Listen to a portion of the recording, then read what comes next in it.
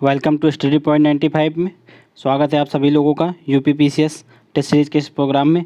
देखिए आज से हम लोग जो है एक नया इनिशिएटिव स्टार्ट कर रहे हैं। इसमें हम लोग यूपीपीएससी द्वारा जो कृषि का पेपर करवाया जा रहा है 1 अगस्त को, तो उससे संबंधित हम लोग प्रैक्टिस सेट को हल करेंगे आज से।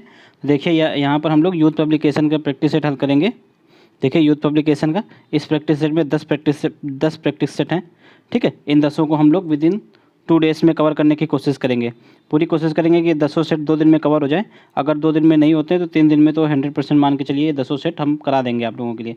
तो आप लोग इनको बहुत ही जल्दी करके आप लोग टेस्ट सेट लगा लेना, या फिर एक बार अगर टाइम ना हो इस टाइम तो आप लोग बस एक बार देख ही लेना सरसरी निगाहों से, तब भी काफ़ी ये हेल्पफुल टेस्ट सीरीज है। इसमें काफ़ी सिलेबस मतलब इसमें मैच करता है और बहुत ही अच्छा प्रैक्टिस सेट है ये वाला। चलिए देखिए यहाँ पर अब हम लोग स्टार्ट करते हैं। अगर आप लोगों ने चैनल को सब्सक्राइब नहीं किया तो चैनल को सब्सक्राइब और वीडियो को लाइक ज़रूर कर दीजिए, क्योंकि 2 से 3 दिन में आने वाले 2 से 3 दिन में हम लोग आप लोगों को ये पूरे 10 सेट करवाने वाले हैं, इसलिए आप लोग चैनल को सब्सक्राइब जरूर कर लीजिए।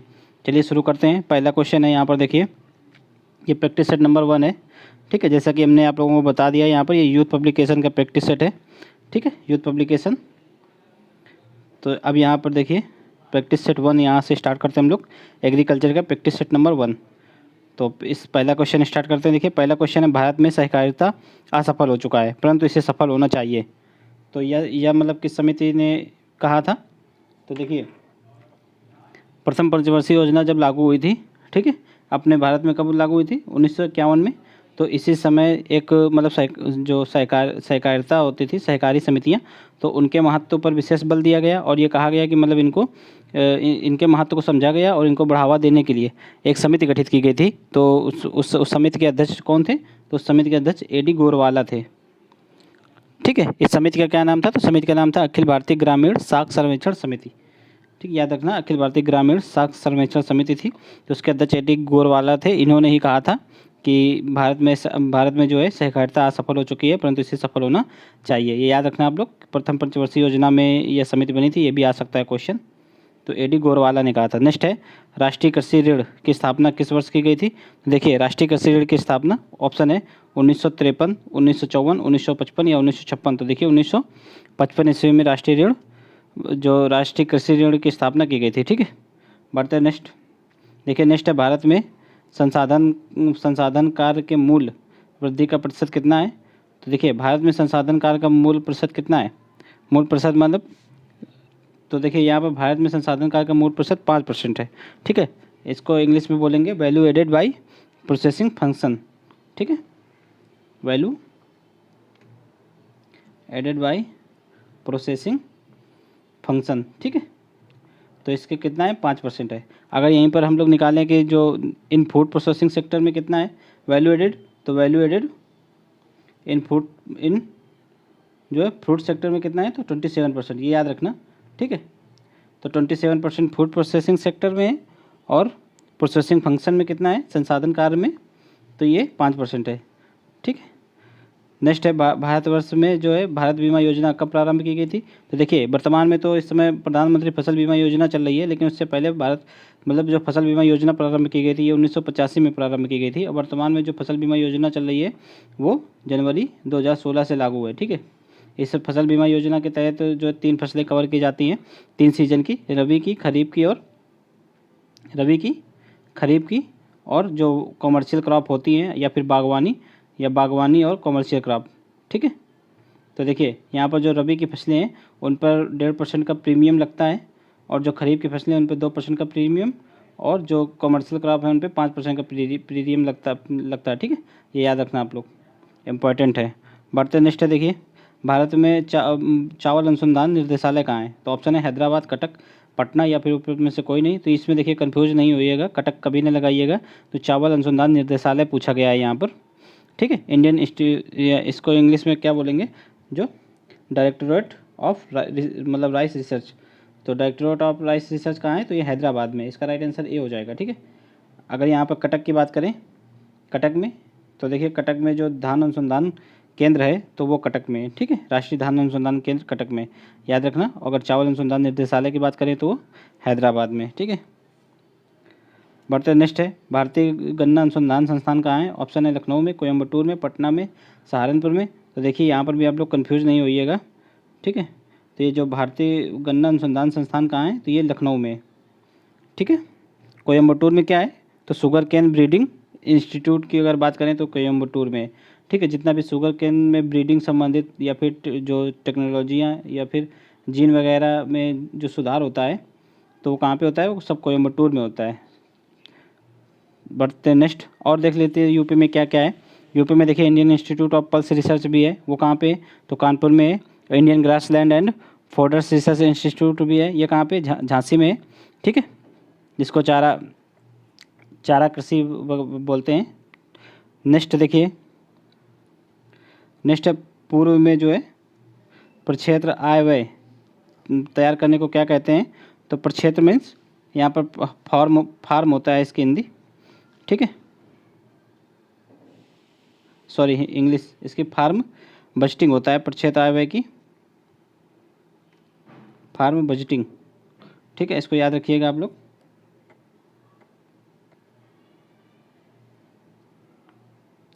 बढ़ते नेक्स्ट, तो इसका आंसर क्या हो जाएगा? इसका आंसर ये होता है फार्म बजटिंग, ठीक है। तो आंसर ए हो जाएगा इसका। बढ़ते नेक्स्ट है, निम्नलिखित में से कौन योजना जीवनी चक्र का घटक नहीं है?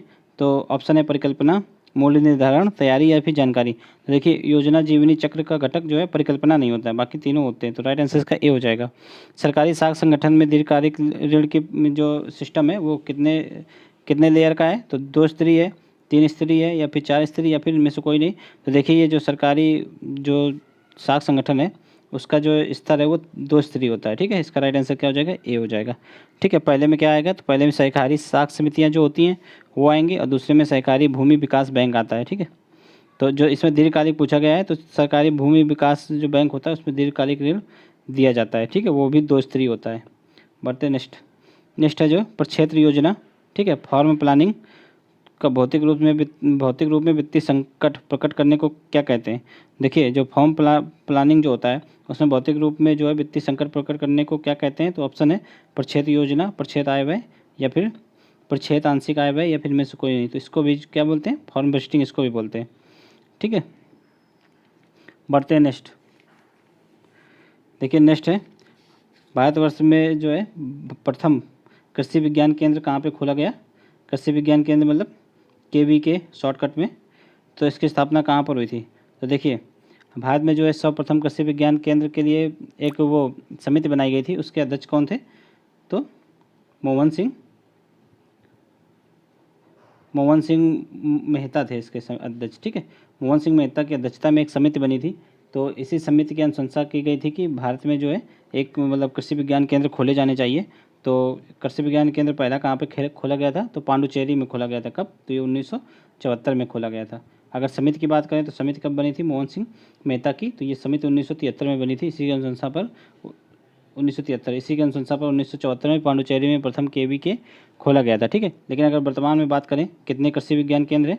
तो वर्तमान में करीब 721 हैं। इसमें से अगर सबसे ज़्यादा बात करें तो सबसे ज़्यादा अपने यूपी में है 86, ये याद रखना आप लोग, ठीक है। 86 यूपी में। बढ़ते नेक्स्ट है जो है कृषि विज्ञान केंद्र प्रतिभूत किया गया। अगर यहाँ पर देखिए, यहाँ पर याद रखना आप लोग कृषि विज्ञान केंद्र, तो यह किसके अंतर्गत आता है? तो यह देखिए भारतीय कृषि अनुसंधान परिषद के अंतर्गत आता है। तो भारतीय कृषि अनुसंधान परिषद के द्वारा ही इनकी स्थापना की गई है, ठीक है। नेक्स्ट देखिए कृषि विज्ञान केंद्र प्रतिभूत किया गया। देखिए कृषि विज्ञान केंद्र किसके द्वारा प्रतिभूत किया गया? तो यहीं पे देखिए ऑप्शन इसमें है भी आंसर। तो भारत सरकार द्वारा या फिर उत्तर प्रदेश सरकार द्वारा या फिर भारतीय कृषि अनुसंधान परिषद के द्वारा या फिर उत्तर प्रदेश कृषि अनुसंधान परिषद। जैसा कि हमने आप लोगों को अभी बताया कि KVK किसके द्वारा? तो भारतीय कृषि अनुसंधान परिषद के द्वारा, ठीक है। इसकी स्थापना की गई है। कब की गई है? तो इसकी स्थापना 1974 में, ठीक है। और कौन सी समिति थी? अभी हमने आप लोगों को बताया, तो मोहन सिंह मेहता। बढ़ते नेक्स्ट निम्नलिखित में से कौन एक जो है कठिया गेहूं की प्रजाति है? ऑप्शन है PBW 215, ठीक है, NW 2036, PBW 343 या फिर उपयुक्त में से कोई नहीं।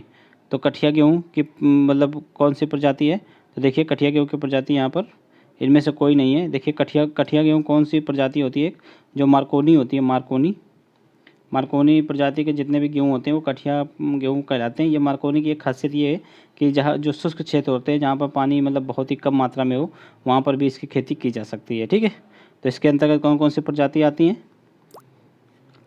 प्रमुख प्रजातियाँ मालविका आती है, देखिए मालविका, एक सेकेंड, मालविका आती है, और HD 4530 आती है, और जयराज आती है, और जयराज के बाद मेघदूत आती है। ठीक है, बढ़ते नेक्स्ट देखिए, नेक्स्ट एक काइंड एक प्रजाति है, 14 नंबर क्वेश्चन है। देखिए इस सेट में पूरे आप लोगों को पूरे 80 क्वेश्चन मिलेंगे, जैसा कि 80 क्वेश्चन आने वाले हैं। ये देखिए 80 क्वेश्चन का ये सेट है पूरा। तो जैसा कि आप लोगों को पता भी होगा कि जो 1 अगस्त को जो पेपर होने वाला है, ठीक है, एग्रीकल्चर का, उसमें से 120 क्वेश्चन आएंगे, जिसमें से 40 क्वेश्चन जो है GS GK का रहेगा, और 80 क्वेश्चन जो है एग्रीकल्चर से रहेगा। तो यहाँ पर हम लोग एग्रीकल्चर का ही देखेंगे, सिर्फ GS GK का यहाँ पर नहीं देखेंगे। ठीक है, तो देखिए नेक्स्ट क्वेश्चन क्या है, 14 नंबर क्वेश्चन है। कैंट एक प्रजाति है, तो ऑप्शन है गेहूँ की, जौ की, बरसिम की, या फिर जई की। तो ये देखिए जई की है, जई को ओट भी इंग्लिश में ओट बोलते हैं। ठीक है, तो यह कैंट किसकी प्रजाति है? ओट की। ठीक है, नेक्स्ट है भारतवर्ष में जलवायु मतलब कृषि जलवायु क्षेत्र की संख्या कितनी है? तो भारतवर्ष में ऑप्शन है 10, 15, 20 या 25। तो देखिए भारतवर्ष में कितनी है? तो भारतवर्ष में 15 है। ठीक है, और अगर यूपी की बात करें तो यूपी में 9 जलवायु क्षेत्र हैं। ठीक है, बढ़ते हैं नेक्स्ट। लेकिन अगर यहाँ ये देखिए, ये जो है योजना आयोग के अनुसार है ये डेटा। अगर ICAR की बात करें तो ICAR के अनुसार भारत में 131 जलवायु क्षेत्र हैं। ठीक है, ये याद रखना आप लोग। ये योजना आयोग के अनुसार थे 15, और अगर ICAR की बात करें तो 131। अगर जनरल सा ऐसा क्वेश्चन पूछा जाए तो यहाँ पर आप लोग 15 ही लगाइएगा, जब तक ICAR करके स्पेसिफिक क्वेश्चन ना पूछें। ठीक है, बढ़ते नेक्स्ट है। भारत में जो है भारत की फसल में जो है 120 किलोग्राम अगर आपको नइट्रोजन देना है तो उसके लिए कितने यूरिया की आवश्यकता होगी? देखिए यूरिया में नाइट्रोजन कितनी होती है? यूरिया में नाइट्रोजन होती है 46%। तो अगर 100 kg हम लोग डालेंगे तब यहाँ पर हम लोगों को 46 kg मिल पाएगा। तो देखिए यहाँ पर आसानी से हो जाएगा। यहाँ पर अगर हम लोग 46 kg चाहिए तो कितना यूरिया डालेंगे? 100 kg। ठीक है, और अगर यहाँ पर यूरिया कितना चाहिए? 120, तो 120 चाहिए तो कितना कर देंगे? 46, ये नीचे आ जाएगा, यहाँ पे 120 का मल्टीप्लाई कर देंगे। जब इसको आप लोग सब काटेंगे तो 260 kg निकल के आ जाएगा। ठीक है, बढ़ते नेक्स्ट निम्नलिखित में से कौन सा खाद जो है बायो फर्टिलाइजर के अंतर्गत रखा गया है?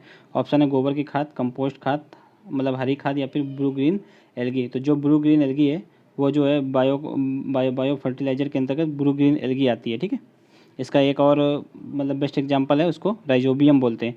राइजोबियम, ये जो राइजोबियम होता है वो नाइट्रोजन फिक्सेशन कहाँ पे करता है? तो जितनी भी दलहनी फसलें होती हैं तो उनमें नाइट्रोजन फिक्सेशन का काम राइजोबियम ही करता है। ठीक है, तो ये भी किसके अंतर्गत आएगा? तो बायो फर्टिलाइजर के अंतर्गत आएगा। नेक्स्ट है दक्षिण भारत की अपेक्षा कर उत्तर भारत में गन्ने की औसत उपज कम होने का क्या कारण है? ऑप्शन है प्रजातियों की विभिन्नता, मृदा उर्वरकता स्तर, ठीक है, या फिर जलवायु की दशा, या फिर फसल प्रबंधन। तो देखिए इसमें सबसे बड़ा कारण तो जलवायु की दशा ही है। ठीक है, इसी कारण जो है औसत उपज जो है उत्तर भारत में कम होती है। बढ़ते नेक्स्ट है। अगर यहाँ पे देखिए गन्ने का सबसे ज़्यादा क्षेत्र कहाँ है, तो सबसे ज़्यादा उत्पादन कहाँ होता है? तो देखिए यूपी में होता है, उसके बाद महाराष्ट्र में होता है। अगर यहाँ पर चीनी की बात करें तो चीनी सबसे ज़्यादा महाराष्ट्र में होती है, उसके बाद यूपी का नंबर आता है।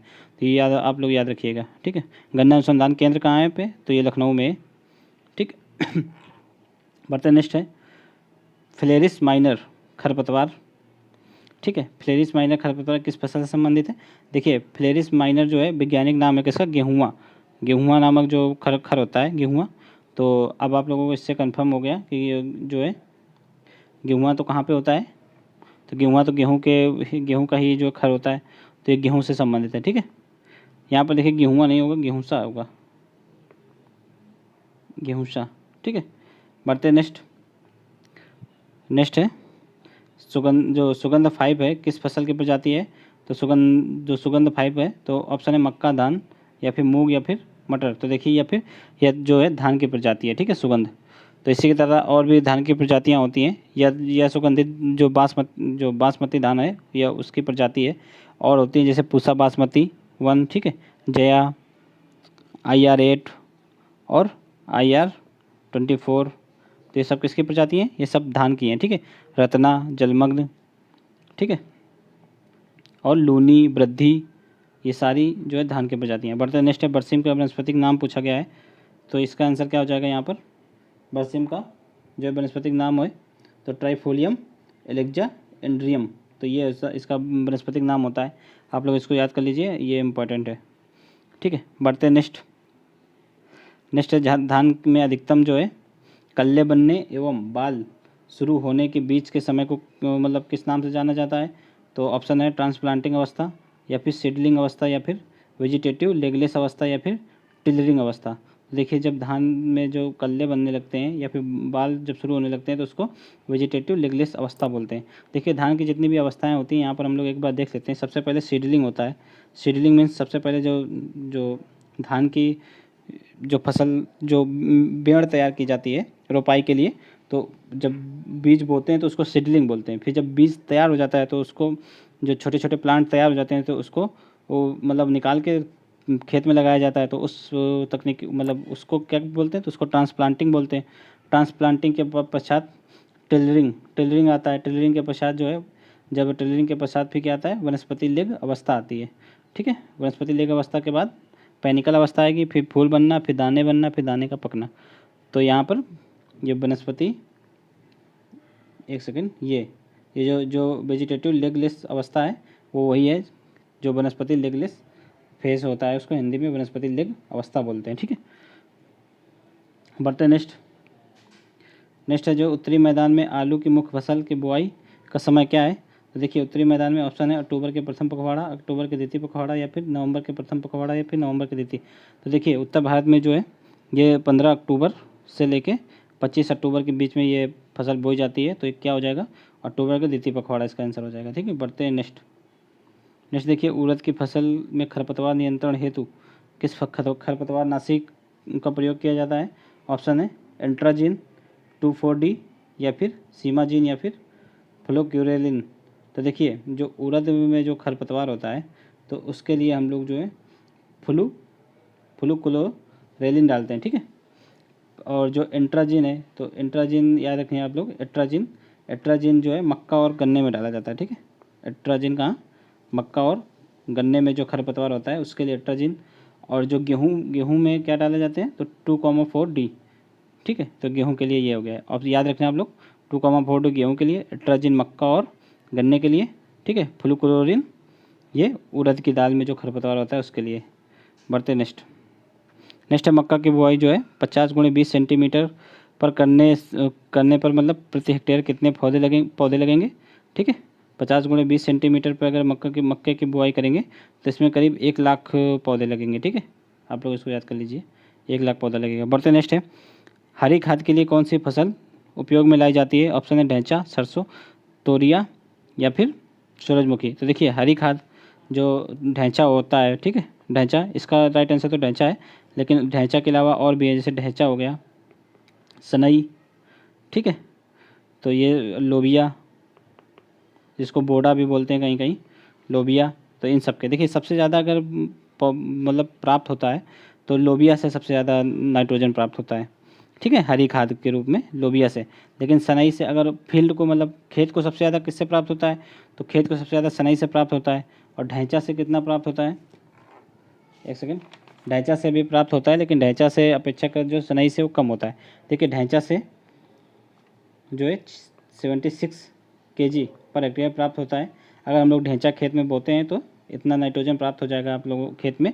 और सनई अगर बोएंगे तो सनई से अधिक होता है, 82.5 kg, ठीक है। बढ़ते नेक्स्ट है जो है ऊसर प्रभावित क्षेत्रों के लिए उपयुक्त धान की किस्म कौन सी है? ऑप्शन है ADR, ठीक है, 359, पंतधान 4, या फिर सरजू 52, या फिर CSR 15। तो देखिए जो भी ऊसर प्रभावित क्षेत्र होते हैं उनके लिए CSR 13। तो यही मतलब ऊसर प्रभावित के लिए क्षेत्रों के लिए ये है। ऊसर प्रभावित क्षेत्रों के लिए और भी होते हैं, उनमें हम लोग आप लोग देख लीजिए इंपॉर्टेंट कौन कौन से होते हैं। साकेत 4 होता है ऊसर प्रभावित क्षेत्र के लिए भी, ठीक है। ऊसर 1 भी होता है, और जो है पूसा 221 भी होता है, और झोना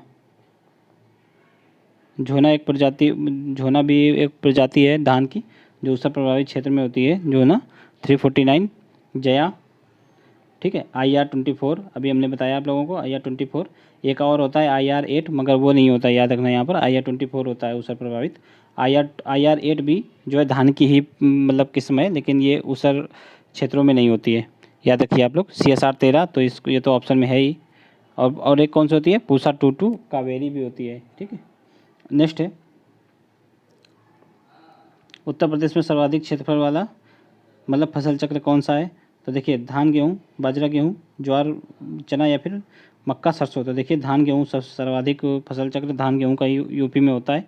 अगर आप लोग यूपी में रहते हैं तो ये काफ़ी मतलब ये काफ़ी क्वेश्चन यहाँ पर आप लोग कर लेंगे आसानी से। नेक्स्ट टाइम जो है मक्का, आलू, गेहूँ, मूंग फसल चक्र किसका उदाहरण है? तो इसका ऑप्शन है अंता फसली यानी कि इंटरक्रॉपिंग, पैरेलल क्रॉपिंग या फिर रिले क्रॉपिंग या फिर इनमें से कोई नहीं। तो देखिए रिले क्रॉपिंग के एग्जांपल है।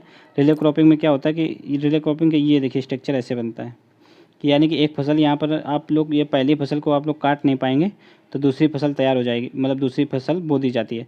फिर यहाँ पर दूसरी फसल कटेगी नहीं तो इससे पहले ही तीसरी फसल बो दी जाती है। तीसरी फसल काटने से पहले चौथी फसल बो दी जाती है। देखिए ये हम लोगों ने आप लोगों को एक वीडियो में पूरा क्रॉपिंग सिस्टम पढ़ा रखा है। अगर आप लोगों ने उसको नहीं देखा है तो देख लीजिए, बहुत ही आसानी से वहाँ पर समझ में आ जाएगा। वीडियो इसी चैनल पर आप लोगों को मिल जाएगा, उसको जरूर देख लीजिएगा, ठीक है।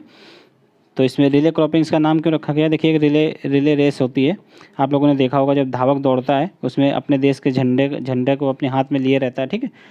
फोल्ड करके हाथ में झंडा लिए होता है। तो वो अपने मतलब जो अपनी रेस जो 400 मीटर की रेस होती है आप लोगों ने देखा होगा, तो वो रिले क्रॉपिंग में ही रिले रेस ही होती हैं। वो 100 मीटर करके 4 धावक दौड़ते हैं, ठीक है। बढ़ते नेक्स्ट।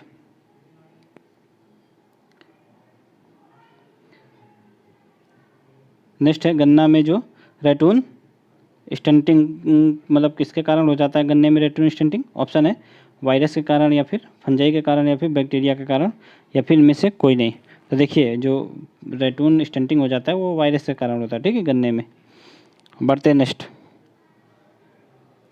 नेक्स्ट देखिए UPAS, ठीक है, UPAS 120 किसकी प्रजाति है? तो देखिए ऑप्शन है गेहूँ की, उड़द की, चने की या फिर अरहर की। तो देखिए अरहर की प्रजाति है, ये 120 दिनों में तैयार हो जाने वाली प्रजाति है। सबसे जल्दी तैयार हो जाती है UPAS 20 प्रजाति, ठीक है, 120 ही दिन में। और इसका अगर पैदावार देखें तो 16 से 20 कुंटल इसकी उपज होती है प्रति हेक्टेयर। तो उपज भी इसकी ठीक है। और अपने यूपी में भी इसको यूपी, राजस्थान और हरियाणा के क्षेत्र में इसको बोया जाता है। बढ़ते नेक्स्ट एक सिंचाई उपलब्ध होने की स्थिति में गेहूं की फसल में सिंचाई करनी चाहिए तो कौन सी अवस्था में? कल्ले वाली अवस्था में, फूल बनने की अवस्था में, या ताजमूल की अवस्था में, या फिर दूध बनने की अवस्था में? अगर देखिए एक सिंचाई है तो वहाँ पे ताजमूल जब बनेगा, ठीक है, क्राउन क्या बोलते हैं उसको इंग्लिश में, क्राउन रूट इनिशिएशन, तो तब हम लोग कर देंगे इसमें। अगर एक सिंचाई, अगर दो सिंचाई है तो एक सिंचाई कर देंगे हम लोग क्राउन रेट इनिशिएशन के समय और दूसरी कर देंगे पुष्पन के समय। अगर 3 सिंचाई कहीं कहीं पे आवश्यकता होती है, अगर 3 सिंचाई का मतलब साधन है तो वहाँ पर पहले ही हम लोग कर देंगे क्राउन, ठीक है, क्राउन रोट इनिशिएशन में, और दूसरी कर देंगे पुष्पन की गांठ बनने की अवस्था में, ठीक है, और तीसरी जब उसमें दाना बन रहा होता है दुधवा अवस्था में तब कर देंगे। बढ़ते नेक्स्ट। यहाँ पे तीनों अवस्था बता दी हमने आप लोगों को। नेक्स्ट देखिए कौन से प्रदेश में जो है केला का सर्वाधिक पैदावार होती है? ऑप्शन उत्तर प्रदेश, पंजाब, तमिलनाडु या फिर हरियाणा। तो देखिए केला सर्वाधिक कहाँ पे होता है? तमिलनाडु में। उसके पश्चात किसका स्थान आता है? गुजरात का, फिर महाराष्ट्र का। याद रखना आप लोग, 3 कम से कम 3 तो याद ही रखना। बढ़ते नेक्स्ट है, सफ़ेद बैगन किस रोग के निवारक के लिए उपयोगी है? ऑप्शन है मधुमेह, चर्म रोग, कैंसर या फिर दिल की बीमारी। तो इसका राइट आंसर हो जाएगा मधुमेह। जो डायबिटीज़ के पेशेंट होते हैं उनको अगर आप लोग सफ़ेद बैगन की सब्जी खिलाएंगे तो मतलब डायबिटीज़ से काफ़ी फ़ायदा मिलता है। और जो भूख बढ़ाने का काम भी जो है सफ़ेद बैगन करता है, तो ये भी इम्पोर्टेंट है। बढ़ते नेक्स्ट देखिए, मिर्ची जो है, मिर्ची की बहुवर्षीय प्रजाति कौन सी है? तो आर्का लोहित, पूसा ज्वाला या फिर पुष्प सदाबहार या फिर पंतसी वन। तो देखिए जो पुष्प सदाबहार है ये बहुवर्षीय प्रजाति है। इसमें एक ही फसल में मतलब 2 से 3 बार, मतलब एक ही पेड़ में 2 से 3 बार फसल आ जाती है, ठीक है, पुष्प सदाबहार में। बढ़ते नेक्स्ट देखिए 36 नंबर, निम्नलिखित में से किसके द्वारा जो है मतलब किसके द्वारा करेला में कड़वापन आता है? ऑप्शन है कैप्साइसिन या फिर क्वेरसिटिन या फिर मोरकोडिकोसिस, ठीक है, मेमोडिकोसिस या फिर इनमें से कोई नहीं। तो देखिए इसका राइट आंसर सी हो जाएगा, ठीक है। मेमोडिकोसिन जो होता है, ठीक है, उसके कारण जो है करेले में कड़वाहट आती है, ठीक है, कड़वापन जो होता है करेले में। और मिर्च का तीखापन तो कैप्साइसिन के कारण आता है, ठीक है। और जो क्वेरसिटिन, ये प्याज में जो पीलापन होता है वो क्वेरसिटिन के कारण आता है, ठीक है, याद रखना आप लोग। और जो मूली का तीखापन होता है वो आइसोसाइनेट के कारण आता है, ये भी आप लोग याद रखिएगा। बढ़ते नेक्स्ट।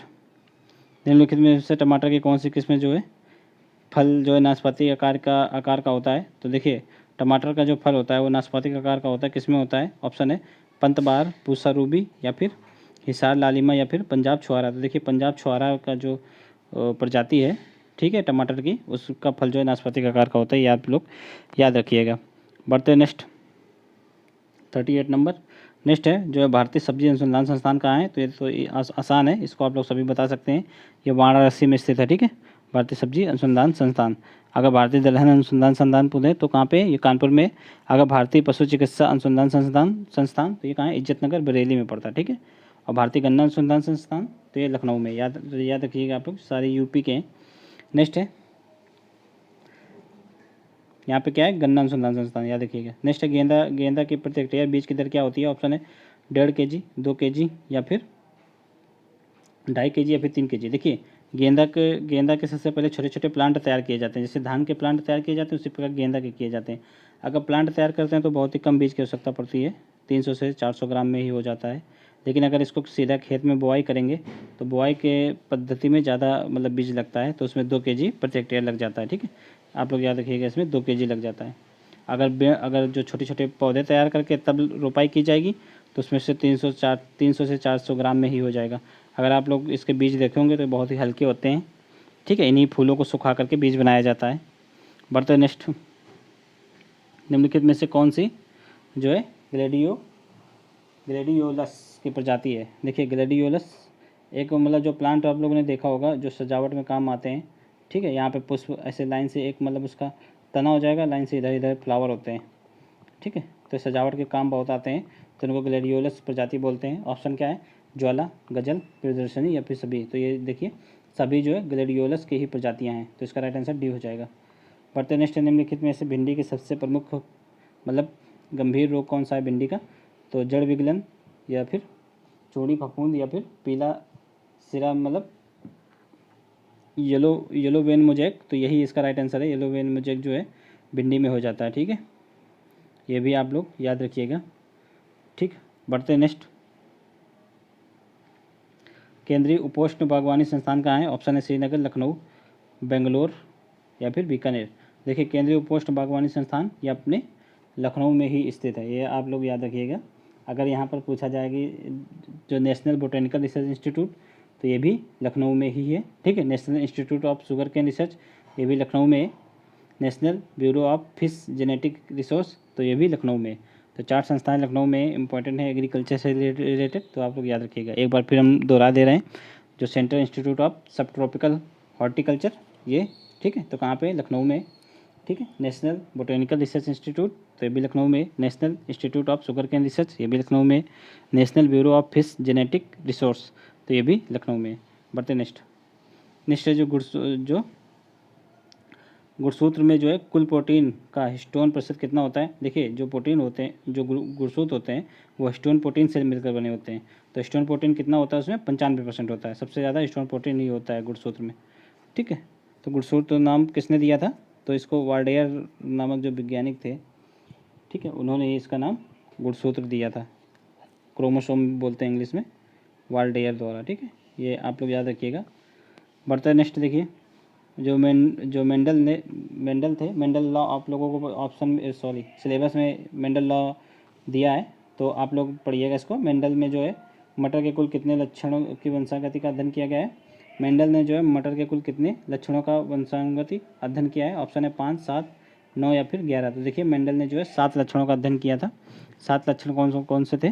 तो बीज की आकृति देखी थी मेंडल ने, बीज का रंग देखा, फूल का रंग देखा, फूल का जो फली होती है मटर के पौधे की उसकी आकृति देखी, जो है मटर के पौधे का फूल देखा, फिर कली का स्थान, फूल और कली का स्थान भी देखा, और तने की लंबाई। तो ये 7 है, इंपॉर्टेंट, याद रखिएगा आप लोग। ये सातों याद हो ना हो, पर ये जरूर याद होना चाहिए कि 7 लक्षणों का अध्ययन किया था। नेक्स्ट है, भारत में मतलब किस दलहनी फसल में जो है पहली संकर प्रजाति विकसित की गई थी। ऑप्शन है मटर, अरहर, चना या फिर मूंग। देखिए इसका सिंपल सा आंसर है, इसका अरहर है। अरहर की जो पहली संकर प्रजाति थी उसका नाम क्या था, उसका नाम था ICPH8। ये याद रखना आप लोग, इंपॉर्टेंट है, अलग से क्वेश्चन भी इसका बन सकता है। तो ICPH8 मतलब विकसित की गई थी, ठीक है। इसकी परिपक्वता अवधि कितनी होती है, तो 115 दिन से 170 दिन में ये तैयार हो जाने वाली फसल है। और इसमें जो है 14 से लेकर 28 कुंटल तक फसल हो जाती है, ठीक है, खेत में। बढ़ते नेक्स्ट है जो है, तो नेक्स्ट है एक्रीसेट, ICRICAT, एक्रीसेट मतलब किस देश में स्थित है। अगर इसका आप लोग फुल फॉर्म देखें एक्रीसेट का क्या होता है, तो इंटरनेशनल क्या होगा, इंटरनेशनल क्रॉप रिसर्च इंस्टीट्यूट, ठीक है, for the semi arid tropical. तो सेमी एरिड ट्रॉपिकल ये कहाँ पर है, तो ये अपने यहाँ अपने ही मतलब भारत में स्थित है, ये हैदराबाद में। तो इसका राइट आंसर क्या हो जाएगा, भारत। और इंटरनेशनल देख लेते हैं कौन कौन सी संस्थाएं हैं। तो international institute of tropical agriculture, international institute of tropical agriculture, ये कहाँ पे, ये नाइजीरिया में, ठीक है। एक है फूड प्रोसेस FAO, तो ये सबको पता होगा, फूड एंड एग्रीकल्चर ऑर्गेनाइजेशन। तो ये कहाँ पे, तो ये इटली में, इटली के रोम में। तो ये याद रखना आप लोग, इटली के रोम में। बढ़ते नेक्स्ट है जो निम्नलिखित में से कौन खरीफ की फसल नहीं है। तो ऑप्शन देख लीजिए, मूंगफली, अलसी, मक्का, धान। तो देखिए ये तीनों खरीफ की फसल ही हैं, लेकिन अलसी ये रबी की फसल है, याद रखिएगा आप लोग, अलसी रबी की है। नेक्स्ट है जो है प्रेरित उत्परिवर्तनों का जो है फसल सुधार का उपयोग कहलाता है। तो बहुगुणता प्रजनन या फिर उत्परिवर्तन प्रजनन या फिर संकर ओज प्रजनन या फिर मॉलिक्यूलर प्रजनन। तो देखिए उत्परिवर्तन प्रजनन कहलाता है ये, उत्परिवर्तन प्रजनन। ये इसका सर्वप्रथम उत्परिवर्तन का वर्ड किसने दिया था, म्यूटेशन इसकी इंग्लिश होती है। तो इसको सर्वप्रथम जो है ह्यूगो डी ब्रिज, एक वैज्ञानिक हुए थे ह्यूगो डी ब्रिज, तो उनके द्वारा यह वर्ड दिया गया था, ठीक है।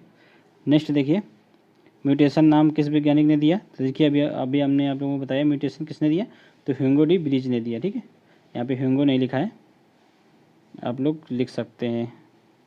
बढ़ते नेक्स्ट है जो है सल्फ्यूरान, मतलब किस फसल की प्रभावशाली जो है शाक मतलब जो पर्णनाशी है, मतलब जो शाकनाशी है, किसकी है। ऑप्शन है अरहर, धान, गेहूँ या फिर उपयुक्त में से कोई नहीं। तो देखिए गेहूँ की है।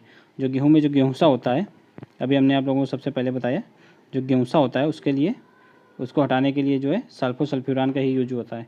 बढ़ते नेक्स्ट है देखिए, मक्का अरहर सह फसली पद्धति के लिए जो सुरक्षित खरपतवार नाशी कौन सा है।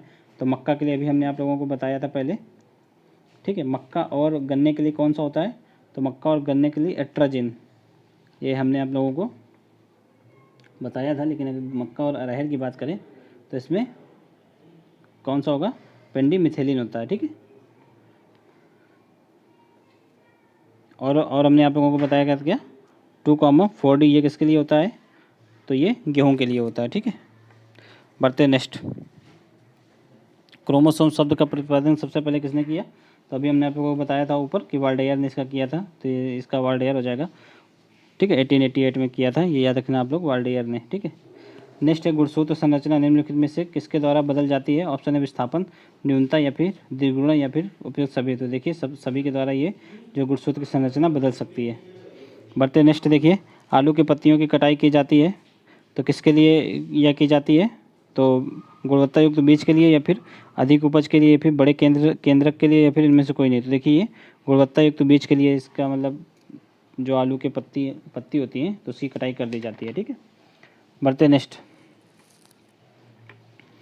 देखिए, संकर रोज का अधिकतम दोहन किसके रूप में किया जाता है। तो संकर रोज का अधिकतम दोहन, ऑप्शन है संश्लिष्ट, मिश्र किस्में या फिर संकर किस्में या फिर बहुरेखी। तो देखिए संकर रोज का अधिकतम दोहन जो है संकर किस्मों के रूप में ही होता है। तो इसका राइट आंसर क्या हो जाएगा, सी हो जाएगा, ठीक है।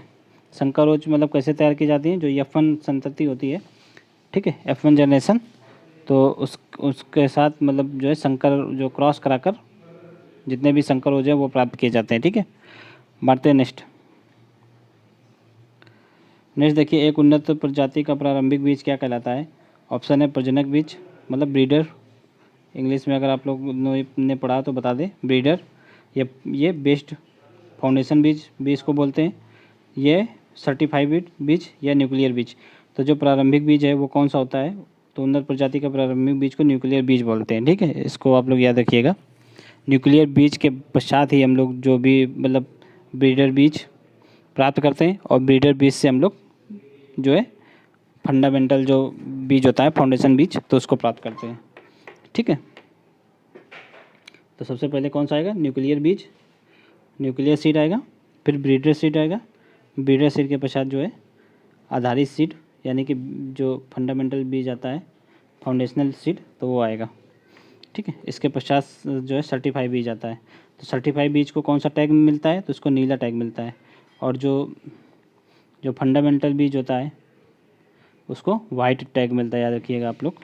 बढ़ते नेक्स्ट है जगह, नेक्स्ट है बीज जीवता परीक्षण किया जाता है। तो टेट्राजोलियम परीक्षण, प्रथम काउंट या फिर ग्रो काउंट या फिर उपयुक्त में से कोई नहीं। तो देखिए यहाँ पर टेट्राजोलियम परीक्षण जो है बीज जीवित है या नहीं, इसके लिए टेट्राजोलियम परीक्षण किया जाता है। इसमें किया जाता है, बीज को जो है टेट्राजोलियम नामक जो केमिकल होता है उसमें डुबोया जाता है। तो उसका रंग जो है लाल रंग का पदार्थ एक बनता है उसमें, उसको क्या बोलते हैं, फार्मेजॉन। लाल रंग का पदार्थ बनता है फार्मेजॉन। अगर ये बनता है तो इसका मतलब कि बीज जो है जीवित है, यानी कि उसमें श्वसन की प्रक्रिया हो रही है। अगर ये फार्मेलेजिन जो लाल रंग का बनता है ये नहीं बनता, तो यानी कि बीज जो है डेड हो चुका है। नेक्स्ट है संकर धान की जो नर बांधता लाइन होती है, नर बांध लाइन, इसको क्या बोलते हैं, मेल स्टेराइड लाइन। तो इसकी शुद्धता बनाए रखने के लिए उचित अलगाव दूरी कितनी होनी चाहिए। देखिए जो संकर धान की होती है वो कितनी होनी चाहिए, ऑप्शन है 100 मीटर, 200 मीटर, 400 मीटर या 500। तो देखिए इसमें 200 मीटर होनी चाहिए। ठीक है, बढ़ते नेक्स्ट। देखिए ये वाला चैप्टर हम लोग आप लोगों को बहुत ही जल्दी अभी करा देंगे अगर टाइम मिल गया तो। नेक्स्ट है देखिए खेती की जो है SRI विधि किस फसल से संबंधित है। तो SRI विधि, ऑप्शन है गेहूँ से, गन्ना से, धान से या फिर उपयुक्त में से कोई नहीं। देखिए खेती की जो SR पद्धति होती है वो धान से संबंधित है। ठीक है, धान की रोपाई की विधि है ये। इसमें जो है मेडागास्कर देश है, द्वीपीय देश है, तो उसके द्वारा इसको विकसित किया गया था। ठीक है, SRI पद्धति। तो इसका क्या हो जाएगा आंसर, C हो जाएगा। बढ़ते नेक्स्ट है जो ब्रीडर जो सीड होता है, प्रजनक सीड होता है, किस रंग का लेवल इसमें मिलता है। तो अभी हमने आप लोगों को बताया था, नीला तो सर्टिफाइड में मिलता है। ठीक है, ब्रीडर में क्या मिलता है, पीला और सुनहरा। ठीक है, येलो और गोल्डन कलर का। सफ़ेद किस में मिलता है, तो जो फाउंडेशन बीज होता है उसको वाइट टैग मिलता है। ठीक है, बढ़ते नेक्स्ट देखिए व्यावसायिक खेती के लिए जो है किसानों को वितरित किया जाने वाला उन्नत बीज कौन सा होता है। तो प्रमाणित बीज, प्रजनक बीज या फिर आधारित बीज या फिर न्यूक्लियर बीज। तो देखिए उनको सर्टिफाइड बीज मिलता है, प्रमाणिक बीज। ठीक है, तो प्रमाणिक बीज का आप लोग टैग याद रखिएगा। टैग कैसा होता है इसका, प्रमाणिक बीज का नीला होता है। बढ़ते नेक्स्ट है जो मृदा जल के धारण करने मतलब मृदा जल को धारण करने वाले बल कौन कौन से होते हैं, ससंजन बल या असंजन बल। तो देखिए इसमें दोनों होते हैं, ससंजन बल भी होता है, संजन बल भी होता है। तो इसका राइट आंसर जो C हो जाएगा। जो जल के अणुओं के बीच बल लगता है वो ससंजन होता है, और जो जल और मृदा के अणुओं के बीच लगता है वो असंजन होता है। जैसा कि आप लोगों को पता होगा कि अगर एक ही पदार्थ है तो उसके मॉलिक्यूल के बीच लगने वाला बल ससंजन हो जाएगा, अगर दो पदार्थ हैं तो उनके मॉलिक्यूल के बीच लगने वाला बल असंजन हो जाता है। बढ़ते नेक्स्ट, मार मिट्टियाँ किस क्षेत्र में पाई जाती हैं। ऑप्शन गोरखपुर, फैजाबाद, बुंदेलखंड या फिर कानपुर। तो देखिए ये बुंदेलखंड क्षेत्र में जो है मार मिट्टियाँ पाई जाती हैं। बढ़ते नेक्स्ट देखिए, समानता मृदा का पीएन अनुपात कितना होता है। पीएन, ऑप्शन है CN मतलब कार्बन और नाइट्रोजन। तो CN कितना होता है, 10:1, 15:1 या फिर 20:1 या फिर 30:1। तो देखिए मृदा का समानता जो कार्बन और नाइट्रोजन का होता है 10:1 होता है। ठीक है, इसको आप लोग याद रखिएगा, 10:1 होता है। अगर ह्यूमस का देखें, ह्यूमस का CN कितना होता है, तो ह्यूमस का CN होता है ये भी 10:1 ही होता है। ठीक है, बढ़ते नेक्स्ट है जो क्षार भूमियों का pH पूछा गया है यहाँ पर। एक सेकंड, क्षार भूमि का pH कितना होता है। ऑप्शन है 6, 8, 7 या फिर 9। तो देखिए क्षार भूमि का pH कितना होगा, तो इसका राइट आंसर हो जाएगा 9। क्यों, क्योंकि देखिए जो 7 से कम pH होता है वो सारी एसिडिक जो होती है, अम्लीय मृदा होती है, और 7 से 8.5 के बीच में जो वो लवणी मृदा होती हैं। ठीक है, और 8.5 से ऊपर जो मृदा होती हैं वो क्षारीय मृदा होती हैं। तो 8.5 से ऊपर क्या है यहाँ पे 9 है ऑप्शन में, तो 9 हो जाएगा। बढ़ते नेक्स्ट। नेक्स्ट है जो एमाइड नाइट्रोजन रूप किस उर्वरक में पाया जाता है? ऑप्शन है CAN, DAP या फिर यूरिया। तो इसका राइट आंसर क्या हो जाएगा? यूरिया। जो एमाइड नाइट्रोजन होता है वो यूरिया में ही पाया जाता है, ठीक है, याद रखिएगा आप लोग। यूरिया में एक में और पाया जाता है। यूरिया में कितना होता है? तो 46%। एक और होता है उसको कैल्शियम साइनाइड बोलते हैं, साइमाइड। तो कैल्शियम साइनामाइड में ये कितना होता है नाइट्रोजन? तो 21% होता है।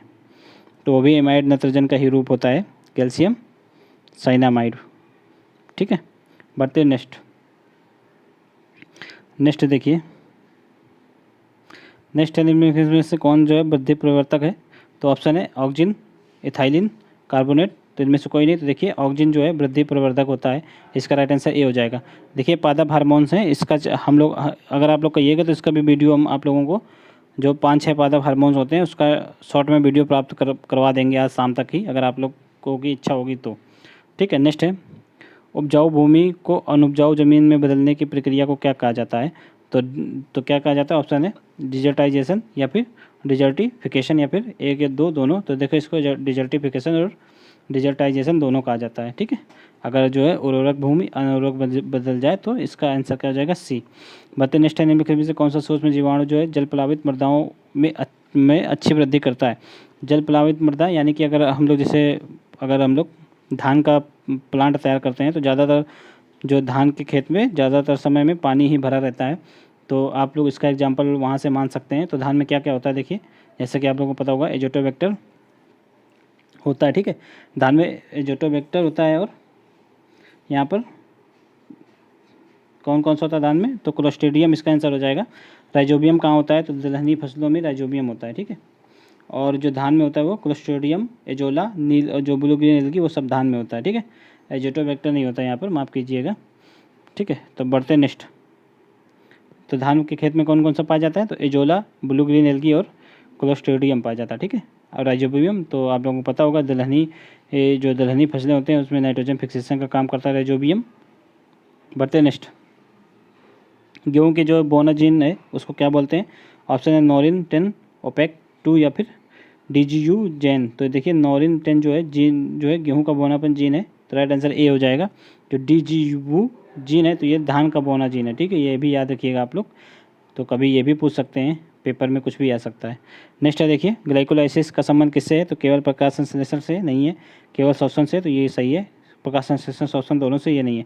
देखिए जो ग्लाइकोलाइसिस होता है तो उसमें कार्बोहाइड्रेट जो है, ठीक है, पायरुविक एसिड में जब बदल जाता है, पायरुविक एसिड के कितने 2 अणु बनते हैं, 2 मॉलिक्यूल, तो ग्लाइकोलाइसिस की प्रक्रिया के द्वारा ही बनता है। तो श्वसन की प्रक्रिया में होता है ग्लाइकोलाइसिस। तो इसका राइट आंसर क्या हो जाएगा? बी। बढ़ते नेक्स्ट। एंजाइम क्या होते हैं? ऑप्शन है कार्बोहाइड्रेट, लिपिड्स या प्रोटीन। तो एंजाइम देखिए प्रोटीन होते हैं। नेक्स्ट देखिए प्रकाश संश्लेषण की अंधकार प्रक्रिया कहाँ होती है? ऑप्शन है ग्रेना, क्लोरोप्लास्ट या फिर स्ट्रोमा क्लोरोप्लास्ट या फिर साइटोप्लाज्म या फिर इनमें से कोई नहीं। तो देखिए ये जो है स्ट्रोमा क्लोरोप्लास्ट में होता है। स्ट्रोमा क्या होता है? देखिए यहाँ पर जो अंधकार प्रक्रिया होती है तो वो स्ट्रोमा में होती है, और जो डे वाली होती है, ठीक है, लाइट रिएक्शन, तो वो ग्रेना में होती है। तो जो ये थैलेकॉइड होते हैं, एक को क्या बोलता है? तो थैलेकॉइड। जब ये थैलेकॉइड जो विभिन्न रूप होते हैं, सॉरी एक को ग्रेना बोलते हैं। तो और अगर इन्हीं को ग्रेना को अगर सिक्कों के रूप में एक के ऊपर एक रख दें तो ये थैलेकॉइड कहलाता है। और यही जो है बहुत सारे होते हैं क्लोरोप्लास्ट में, ठीक है। और यही जो है एक मतलब एक कोशिका द्वारा जुड़े होते हैं, उन्हीं को स्ट्रोमा बोलते हैं, ठीक है। बढ़ते नेक्स्ट। क्लोरोफिल ए द्वारा मतलब किस तरंगदैर्घ्य प्रकाश का सबसे अधिक अवशोषण किया जाता है? तो ऑप्शन है 480, 580, 600 या फिर 680 नैनोमीटर। तो कितना होता है? तो 680 नैनोमीटर किया जाता है क्लोरोफिल ए के द्वारा। तो इसका राइट आंसर क्या हो जाएगा? डी हो जाएगा, ठीक है। देखिए 2 क्लोरोफिल होते हैं, क्लोरोफिल ए क्लोरोफिल बी। तो क्लोरोफिल ए द्वारा कितना किया जाता है? 680। क्लोरोफिल बी अगर पूछा जाता तो 480 हो जाता। बढ़ते नेक्स्ट है प्रकाश संश्लेषण का सबसे पहले जो है क्लोरेला का उपयोग किसने किया था? तो देखिए प्रकाश संश्लेषण में जो क्लोरेला का यूज सबसे पहले किसने किया था? ऑप्शन है केल्विन, बार्बर, रूबेन या फिर हिल के द्वारा। तो देखिए यह बार्बर के द्वारा किया गया था, ठीक है। क्लोरेला का यूज। और प्रकाश संश्लेषण में जो है बढ़ते नेक्स्ट देखिए यहाँ पर 77 क्वेश्चन। 77 में पौधे के विकास एवं वृद्धि के लिए कितने अनिवार्य तत्व तो चाहिए। तो देखिए यहाँ पर 14, 15, 16, 17।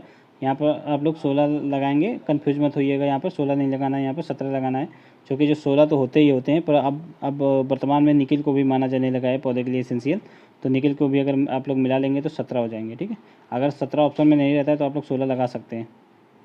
16 में कौन कौन, देखिए 16 में जो है 9 जो है माइक्रो लेवल में आवश्यकता होती है, और 7 जो है 9 माइक्रो मतलब बृहत लेवल में, और 7 माइक्रो। तो आप लोग याद रखिएगा। अगर आप लोग कहिए इसका भी हम आप लोगों को पोषक तत्वों का भी एक वीडियो बना सकते हैं अगर आप लोग चाहेंगे तो। नेक्स्ट है, देखिए वीडियो हमने पहले भी बना रखे हैं, पर उनमें ज़्यादा किसी ने देखा नहीं, तो इंटरेस्ट नहीं लिया, तो इसलिए हमने वीडियो बनाना मतलब बंद कर दिया। अगर आप लोग कहेंगे तो फिर बना भी देंगे। नेक्स्ट देखिए, पौधे में जो है सूखा प्रतिरोध किससे संबंधित है। ऑप्शन है ऋणात्मक वाटर पोटेंशियल, धनात्मक वाटर पोटेंशियल, या फिर पानी की अधिकता से, या फिर कोई नहीं। देखिए ये ऋणात्मक वाटर पोटेंशियल से संबंधित है। ठीक है, बढ़ते नेक्स्ट। देखिए नेक्स्ट है, वो भी जिसका जीवन काल जो है 15 से 100 वर्ष मतलब 15 से 100 वर्ष या उससे अधिक होता है, तो उसे क्या कहते हैं। ऑप्शन है मीजोबायोटिक्स, माइक्रो बायोटिक्स या माइक्रो बायोटिक्स। तो देखिए यहाँ पर, या फिर कोई नहीं। तो देखिए ये 15 जो 100 से अधिक वर्षों का होता है तो उसे माइक्रो बायोटिक्स कहते हैं, और जो 3 वर्षों तक भी जीवित रहते हैं उसको माइक्रो बायोटिक्स बोलते हैं। अगर जो 3 वर्ष से लेकर 15 वर्ष तक जीवित रहता है तो उसको मीजो बायोटिक्स बोलते हैं। और अगर जो 15 वर्ष से लेकर 100 वर्ष या फिर इससे अधिक जीवित रहता है तो उसको माइक्रो, याद रखिएगा आप लोग। तो इसमें माइक्रो पूछा गया है, और किसी में भी कुछ भी पूछ सकते हैं, तो आप लोग तीनों याद रखिएगा। नेक्स्ट है, आरा मक्खी किस फसल की प्रमुख कीट है। ऑप्शन है सरसों, मसूर, कपास या फिर धान। तो देखिए आरा मक्खी यह कपास का मतलब एक प्रमुख कीट है। ठीक है, तो इसका राइट आंसर क्या हो जाएगा। सॉरी, आरा मक्खी कपास का नहीं है, आरा मक्खी सरसों का है। ठीक है, तो इसका राइट आंसर सी हो जाएगा, ए हो जाएगा। अगर यहाँ पर कपास की बात करें तो कपास में कौन कौन होता है, तो कॉटन लीफ रोलर, ठीक है, इसमें मुख होता है, और पिंक बॉल वर्म होता है, और रेड कॉटन बग। तो ये सब कपास के लिए होते हैं। तो देखिए यहाँ पर आप लोगों के लिए 80 क्वेश्चन ये हम लोग करा दिया है पहला प्रैक्टिस सेट। अब हम बहुत ही जल्दी थोड़ी देर के बाद प्रैक्टिस सेट नंबर 2 लेकर आएंगे। तो आप लोगों ने अगर चैनल को सब्सक्राइब नहीं किया तो चैनल को सब्सक्राइब जरूर कर लीजिए, वीडियो को भी लाइक कर दीजिए। ठीक है, चलिए मिलते हैं तब तक के लिए, नेक्स्ट प्रैक्टिस सेट में मिलते हैं, तब तक के लिए जय हिंद।